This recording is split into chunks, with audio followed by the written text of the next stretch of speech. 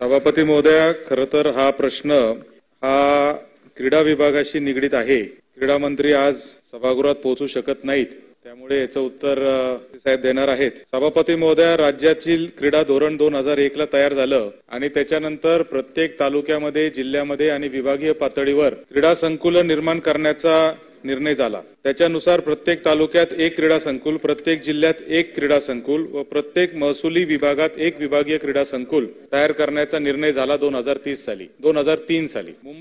आपण मुंबईसाठी वेगळं केलं, सगळीकडे केलं। राज्याचं क्रीडा संकुल आपण बालेवाडीला केलं। बालेवाडीचं आपण पाहतो की अतिशय चांगल्या पद्धतीने काम चाललेलं आहे आणि त्याच्या धर्तीवर राज्यातल्या 6च्या 6 महसुली विभागांमध्ये वेगवेगळे क्रीडा संकुल विभागीय असले पाहिजे असा निर्णय शासनाने घेतला। जळगाव जिल्ह्यामध्ये नाशिक विभागाचं विभागीय क्रीडा संकुल करण्याचं काम हे सुरू झालं। 36 एकर जागा त्याच्यासाठी दिली, 240 कोटी रुपयाचा निधी देखील त्यासाठी दिला। मात्र हे काम ज्या अपेक्षेने, ज्या वेगाने व्हायला पाहिजे होतं त्या वेगाने होताना दिसत नाहीये। सभापती महोदय, ज्यावेळेस आम्ही माहिती घेतली त्यावेळेस असं लक्षात आलं की नोव्हेंबर महिन्यामध्ये आर्किटेक्टनी प्रेझेंटेशन दिलं, त्याला काम देण्यात आलं। आज नोव्हेंबर नंतर जुलै महिना आलाय, अद्यापपर्यंत कुठल्याही पद्धतीचं प्लॅन आर्किटेक्टनी या ठिकाणी दिलेला नाही। आर्किटेक्ट देखील देत असताना आपण अतिशय मोठ्या नावाजलेले आर्किटेक्ट देत असतो, परंतु 2023च्या नोव्हेंबर महिन्यामध्ये त्यांची निवड करून अद्यापपर्यंत कुठल्याही पद्धतीचं काम या क्रीडा संकुलाच्या बाबतीत दिसत नाही आणि म्हणून ह्याची कॉस्ट वाढत चाललेली आहे। 240 कोटी रुपयाचं जे क्रीडा संकुल होतं ते आता दिवसेंदिवस त्याची किंमत वाढत चाललेली आहे आणि म्हणून माझे काही स्पेसिफिक प्रश्न माननीय मंत्री महोदय आपल्याला आहेत, ते म्हणजे या क्रीडा संकुलाचं काम कधीपर्यंत पूर्ण होणं अपेक्षित आहे।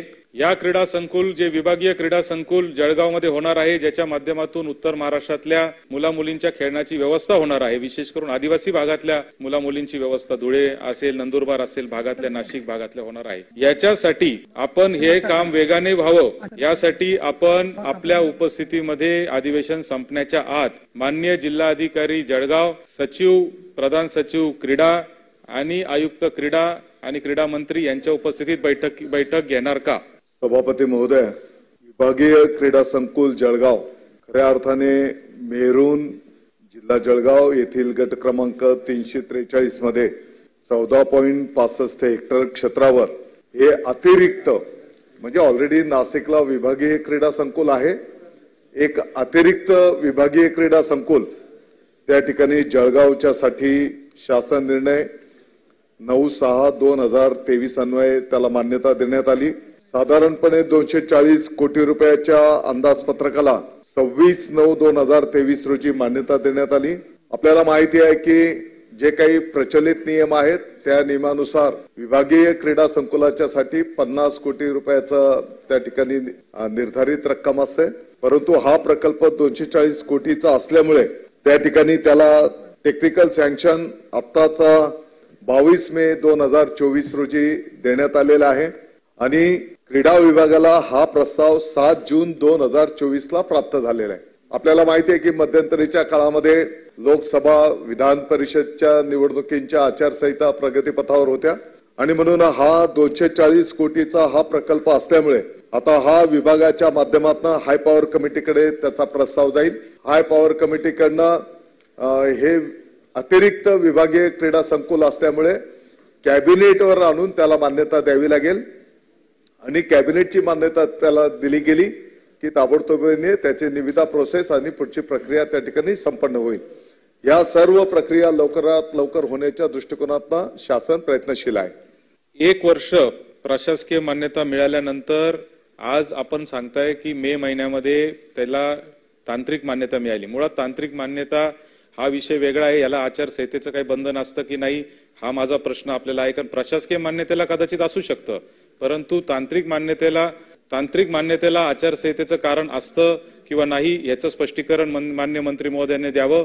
त्याचबरोबर आमच्या माहितीप्रमाणे या प्रकल्पाला हा 240 कोटीचा यासाठी केलाय कारण हा विभागीय 50 कोटीचा असतो, तरी हा 240चा केला कारण आपल्याला राज्याच्या दृष्टीने एक अत्यंत चांगला प्रकल्प जळगावमध्ये करायचा आहे, म्हणून बालेवाडीच्या धर्तीवर आपण तिथं काम चालू केलेलं आहे आणि म्हणून मला असं वाटतं की त्याला गती देण्याच्या दृष्टीने एक बैठक तातडीने मी मगाशी नावं घेतले त्या अधिकाऱ्यांच्या उपस्थितीत लावणार का? सभापती महोदय, हा सत्यजित तांबे मान्य सदस्यांनी उपस्थित केलेला प्रश्न महत्वाचा आहे. तसं मी याचा स्कोप वाढवत नाही, परंतु महाराष्ट्रात दादा ही अशी स्थिती सगळ्या विभागीय क्रीडा संकुलात शासनाचा हेतू अतिशय चांगला आहे. 50 कोटी रुपये विभागीय क्रीडा संकुलाला, 10 कोटी रुपये जिल्हा क्रीडा संकुलाला, 5 कोटी तालुका क्रीडा संकुलाला.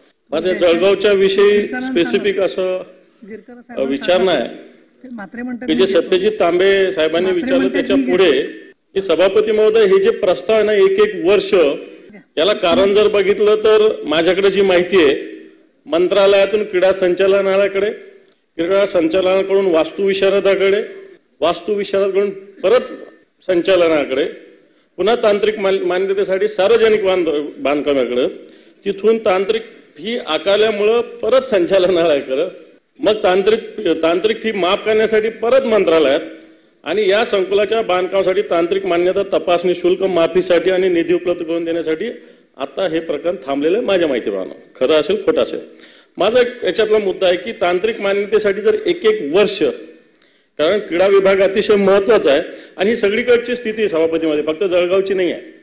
संभाजीनगरचं विभागीय क्रीडा संकुलासाठी ॲस्ट्रोटर्फ मंजूर होऊन कित्येक वर्ष झाले, 3 वर्ष झाले, 4 वर्ष झाले. मी तिकडे जात नाही, पण मी याच्याच विषयी विचारतो की हे एक वर्ष मी सांगितलेली प्रोसेस जर चूक असेल तर ते मला सांगा. जर तांत्रिक मान्यता सगळे कुठंतरी याचे एक खिडकी आपण सगळीकडे सुरू करतोय आणि जर एवढ्या ठिकाणी जर जात असेल क्रीडा विभागाची अशा पद्धतीने त्याचा फुटबॉल झालेला आहे असं माझं मत आहे, हा थांबवणार का आपण? सभापती महोदया, सन्मान्य विरोधी पक्ष नेते महोदयांनी जे काही या ठिकाणी मुद्दे ठेवलेले आहेत, जी काही एक रुटीन प्रक्रिया असते त्याप्रमाणे हे सर्व त्या ठिकाणी 2023 मध्ये आर्किटेक्टची नियुक्ती करण्यात आलेली आहे आणि म्हणून आर्किटेक्टची नियुक्ती केल्याच्या नंतर अतिशय नामांकित आर्किटेक्ट त्या ठिकाणी देण्यात आलेले आहेत आणि त्याने हा विशेष सर्व सोयीनियुक्त सर्व खेळांच्या साठीचं प्रोव्हिजन असलेला म्हणजे टाईप प्लॅनच्या व्यतिरिक्त हा आराखडा तयार करून त्या ठिकाणी जळगावच्या साठी हा प्रकल्प तयार केलेला आहे आणि याला टेक्निकल सँक्शन 22 मे 2024 रोजीच मिळालेलं आहे. आणि मी आता जसं सांगितलं की याला हाय पॉवर कमिटीकडे नेऊन त्याला मान्यता दिली जाईल आणि हाय पॉवर कमिटीची मान्यता मिळाल्याच्या नंतर हा 240 कोटीचा आणि विशेष प्रकल्प विभागीय आपण क्रीडा संकुल त्या ठिकाणी करत असल्यामुळे, कारण नाशिक विभागाचं ऑलरेडी क्रीडा संकुल नाशिकला आहे, परंतु हे अतिरिक्त आपण त्याच विभागामध्ये जळगावला सर्व खेळाडूंच्या दृष्टिकोनातून त्या ठिकाणी करतो आहोत. आणि मला वाटतं की धुळे असेल, नंदुरबार असेल, या भागातले मोठ्या प्रमाणात आपले जे आदिवासी विद्यार्थी आहेत, खेळाडू आहेत, जळगाव असेल, त्या परिसराच्या सर्व खेळाडूंच्या साठी हा एक चांगला मोठा प्रकल्प त्या ठिकाणी मार्गक्रमण होईल.